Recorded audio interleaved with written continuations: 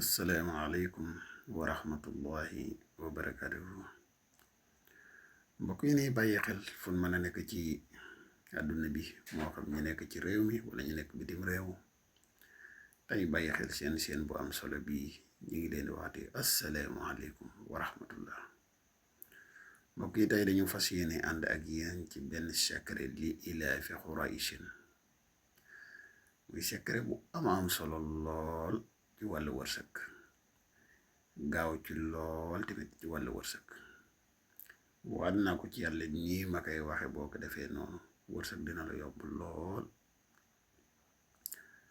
bala ñu ci gën a sore rek ñu lay wax yow mi soog a ñëw te topp suñuy vidéo boo abonné gu ñu ngi lay ñaan nga abonné te partage vidéo yi mu gën a yaatu. yow mi bëgg a def lu seet wala li saxaar mën nga ñu contacter ci benn ci ñaari numéro yi. secret bi boo ko bëggee jëfandikoo yomb na. bindal li ilaafi Qurayshin nga bind fii jiidiha 10 fois maanaam li ilaafi aaya boo bind ci li ilaafi dangay bind fi jiidiha 10 fois nga def ko fukki kayit ak benn. soo noppee saafara si dangay wut 113 xobi déem 113 xobi déem moom ngay wut nga boole ko ak saafara si